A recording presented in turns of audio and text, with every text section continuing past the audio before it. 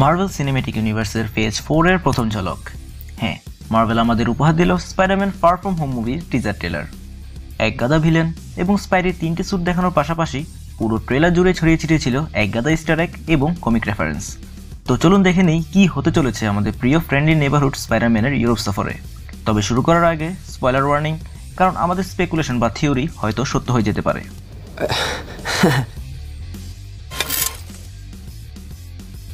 ট্রেলারের শুরুতে আমরা স্পাইডারম্যানকে দেখতে পাই আন্ট মেয়ের চ্যারিটি প্রোগ্রামে, যেটা মূলত আশ্রয়হীনদের সাহায্য করার জন্য। কমিকেও আন্ট মেয়েকে এইসব চ্যারিটির সাথে যুক্ত থাকতে দেখা যায়। তাদের দুজনকে ব্যাকস্টেজে একসাথে দেখে মনে পড়ে যাবে হোমকামিংয়ের এন্ডিংয়ের কথা। আন্ট মে এখন জানেন পিটার ইজ স্পাইডারম্যান। পিটার প্রথমে ভয় পেয়েছিল, কিন্তু ট্রেলার দেখে মনে হচ্ছে তিনি বরং পিটারের সুপারহিরো হওয়াতে বেশ গর্বিত। তখনই হ্যাপি হোগানকে দেখা যায় $5 লক্ষ বড় একটি চেক হাতে। সেই চেকের কোণে আমরা লক্ষ্য করলে দেখতে পাবো পেপার পটসের সাইন। মূলত চেকটি স্টার্ক রিলিফ ফাউন্ডেশনের, যার কো ফাউন্ডার পেপার পটস। তাই এই চেকে টনি স্টার্কের পরিবর্তে পেপার পটসের সাইন দেখে অবাক হওয়ার কিছু নেই। কিন্তু পুরো ট্রেলারে একবারের জন্য দেখা যায়নি এমসিইউতে স্পাইডারম্যানের মেন্টর আয়রন ম্যানকে। এবং ট্রেলারের একটু পরেই হ্যাপি বলে, এজন্য অনেকে মনে করছেন ইনফিনিটি ওয়ারে আয়রন ম্যান সার্ভাইভ করলেও এন্ড গেমে হয়তো সে সবাইকে কাঁদিয়ে বিদায় নেবে। আয়রন ম্যানের ভবিষ্যৎ নিয়ে কথা বলার আগে কথা বলতে হবে মুভিটির টাইমলাইন নিয়ে। হ্যাঁ, কেভিন ফাইগি এবং অ্যামি প্যাসকেল ইতিমধ্যেই নিশ্চিত করেছেন মুভিটি এন্ড গেমের অল্প একটু সময় পরের ঘটনা। আর ট্রেলারে স্পাইডি, নিক ফিউরি আর এজেন্ট হিলকে দেখে বোঝা যাচ্ছে অ্যাভেঞ্জার্সরা এন্ড গেমে থ্যানোসের স্ন্যাপ রিভার্স করতে পেরেছে, অর্থাৎ ডাস্টে পরিণত হওয়া ক্যারেক্টাররা আবার ফিরে এসেছে। মোটামুটি আমরা সবাই নিশ্চিত বেশ কিছু অভিনেতার শেষ মার্ভেল মুভি হতে চলেছে এন্ড গেম, কারণ মার্ভেলের সাথে অনেক অভিনেতার চুক্তি শেষ পর্যায়ে, যেখানে ক্রিস ইভান্স পরিষ্কার জানিয়ে দেন এন্ড গেমই তার শেষ মার্ভেল মুভি। সেই তালিকায় রবার্ট ডাউনির নাম থাকাও অস্বাভাবিক কিছু না, এবং এন্ড গেমই বেস্ট প্ল্যাটফর্ম দুজনকে বিদায় দেওয়ার। যদিও একসাথে এই দুই প্রিয় সুপার হিরোকে হারানো মেনে নিতে বেশ কষ্টই হবে আমাদের। তবে মার্ভেল আমাদের চমক দিতে সবসময় পছন্দ করে। দেখা গেল টনি স্টার্ক বেঁচে আছে, হয়তোবা বাসায় বসে সে মর্গানে দেখাশোনা করছে। We named him after your eccentric uncle. What was his name? Right. Morgan. এই সময় হ্যাপি এবং আন্ট মেয়েকে দেখা যায় একে অপরের সাথে ফ্লার্ট করতে। New dress? Yes, it is. How'd you know? যা দেখে পিটারের মতো আমাদের অনুভূতিও ছিল। What just happened? এরপরে পিটার তার ইউরোপ ট্রিপের প্রস্তুতি নিতে থাকে এবং গ্রোসারিতে যায় টুথপেস্ট কিনতে। হ্যাঁ, এই দোকানটি হোমকামিংয়ে ধ্বংস হয়, কিন্তু এখন দোকানটি আবার পুরো দমে চালু হয়ে গেছে। এখানে আমরা ডেলমারের সাথে স্পাইডির একটি ছবি দেখতে পাবো, যা আমাদের মনে করিয়ে দিবে এই সিনে স্পাইডির পেছনে লক্ষ্য করলে আমাদের চোখে পড়বে পুরনো অ্যাভেঞ্জার্স টাওয়ার, যেটা হোমকামিংয়ে স্টার্ক বিক্রি করে দিয়েছিল। পরবর্তীতে অ্যাভেঞ্জার্স হেডকোয়ার্টার নিয়ে আনা হয় আপস্টেট নিউ ইয়র্কে। ট্রেলার দেখে মনে হবে এই টাওয়ার হয়তো ভেঙে ফেলা হচ্ছে অথবা নতুনভাবে নির্মাণ করা হচ্ছে। তবে যেটাই হোক, এখন প্রশ্ন, কে এই টাওয়ারের নতুন মালিক? কিছু ফ্যান ধারণা করছেন নতুন মালিক নরম্যান অসবর্ন, অর্থাৎ এই টাওয়ারটি হতে চলেছে অসকর্প। আবার অনেক ফ্যানদের বিশ্বাস এটা হবে এমসিইউর ব্যাক্সটার বিল্ডিং। যারা ব্যাক্সটার সম্পর্কে জানেন না, ব্যাক্সটার হলো মার্ভেলের প্রথম পরিবার ফ্যান্টাস্টিক ফোরের হেডকোয়ার্টার।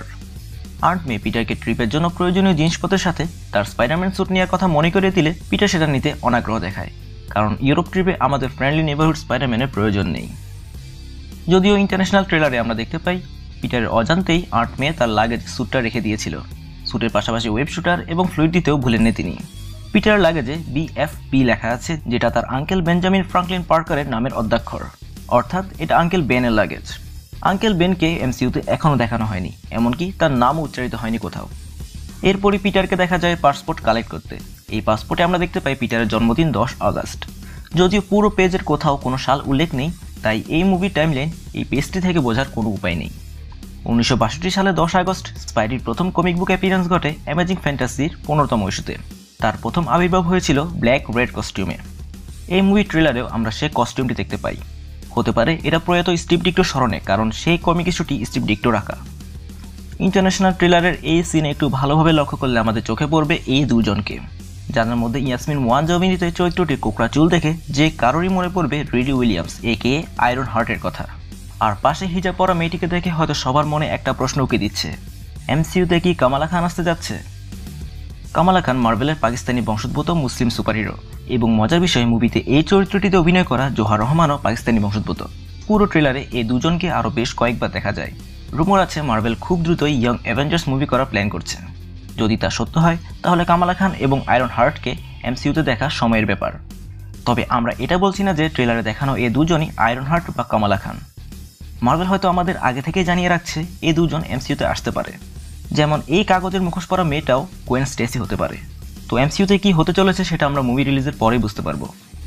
ফিল্ড ট্রিপে বিভিন্ন স্থানে ঘোরাঘুরির পাশাপাশি পিটারকে দেখা যায় মিশেলের সাথে কিছুটা রোমান্টিক সম্পর্ক বিল্ড আপের চেষ্টা করতে। এছাড়াও এই ট্রেলারের অনেক সিনের সাথে ইন্টারন্যাশনাল ট্রেলারেও নেডের সাথে বেটিকে দেখা যায়। কমিকেও নেড এবং বেটির মধ্যে সম্পর্ক ছিল এবং তারা এক সময় বিয়েও করে। নেড পরবর্তীতে ব্রেন ওয়াশড হয়, হবগবলিন নামে সুপার ভিলেন হয়। এমসিইউ যদি সেই পথে আগায় তাহলে আমরা হয়তো ভবিষ্যতে নেডকে কোনো সুপার ভিলেন হিসেবেও দেখতে পারি।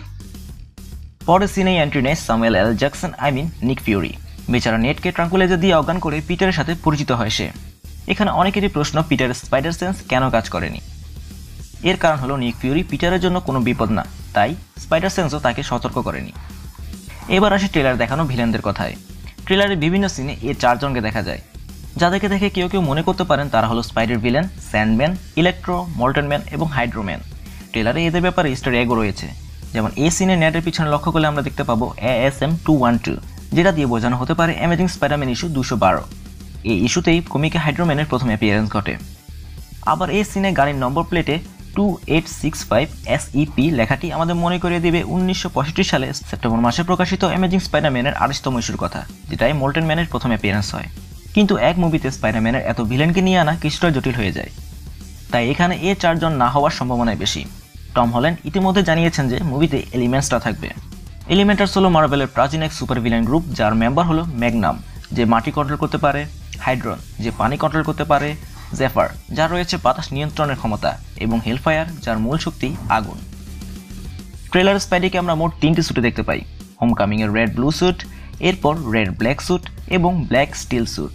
এখানে এই স্টিল স্যুট হয়তো স্পাইডিকে নিক ফিউরি দিয়েছে, কারণ সিক্রেট ওয়ার কমিকারকে আমরা দেখি নিক ফিউরি ঠিক এমন একটা স্যুট দিয়েছিল স্পাইডিকে। এরপরে আমরা দেখতে পাবো এই মুভির মেইন ভিলেন মিস্টেরিওকে, যে চরিত্রে অভিনয় করছেন জ্যাক জিলেনহল।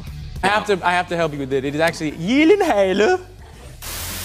ট্রেলারে মিস্টেরিও ঠিক যেভাবে হাইড্রন বা হাইড্রোম্যানের সাথে ফাইট করেছে, অনেকে কনফিউজড হয়ে পড়েছিল এই ভেবে যে মিস্টেরিও একজন হিরো।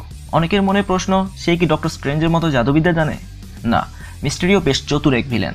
মিস্টেরিওর আসল নাম কুইন্টন ব্যাগ, যার কোনো সুপার পাওয়ার নেই, তবে স্পেশাল ইফেক্টস এবং হিপনোটিজমে তার ভালোই দক্ষতা রয়েছে, যার জন্য সে নানা ধরনের গ্যাস এবং কৌশল ব্যবহার করে সবাইকে বোকা বানায়। আমাদের বিশ্বাস মিস্টেরিও তার সেই ইফেক্টস ব্যবহার করে সবাইকে বোঝাতে চাইছে সে একজন সুপারহিরো, যা আমাদের মনে করিয়ে দিবে তার প্রথম কমিক অ্যাপিয়ারেন্সের কথা, যেখানে সে নিজেই নকল স্পাইডি সেজে স্পাইডিকে ফ্রেম করে নিজে হিরো সাজতে চায়। হতে পারে মুভিতে দেখানো এলিমেন্টালস বা এই ভিলেনগুলো সব মিস্টেরিওর কারসাজি। সে নিজেই এসব ইলুশন সৃষ্টি করে সেগুলো বিরুদ্ধে ফাইট করে সবাইকে বোঝাতে চাইছে সে একজন হিরো। অনেকের ধারণা ছিল যে এক জিলেনহলের মতো অ্যাক্টরকে কাস্ট করায় আমরা মিস্টেরিওর সিগনেচার ফিশবোল হেলমেট দেখতে পাবো না, কিন্তু ট্রেলার আমাদের হতাশ করেনি। আর ট্রেলারের শেষ পার্টে আমরা দেখতে পাই পিটার আর তার সব ফ্রেন্ডরা মিলে টিভিতে মিস্টেরিও নিউজ দেখছে। এখানে নেডের টি শার্ট লক্ষ্য করলে আমরা বুঝতে পারবো তার একটু পরেই ফিরি তাকে ট্রাঙ্কুলাইজার দিয়ে অজ্ঞান করবে।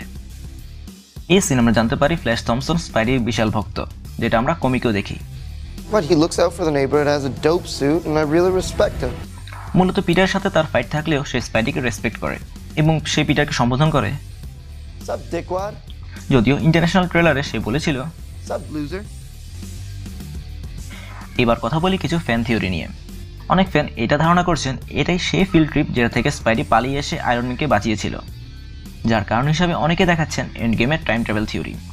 এন্ড গেমে যদি টাইম ট্রাভেল হয় এবং অ্যাভেঞ্জার্সরা থ্যানোসকে হারাতে সক্ষম হয়, তাহলে ইনফিনিটি ওয়ার ইভেন্টের অস্তিত্ব থাকার কথা নয়।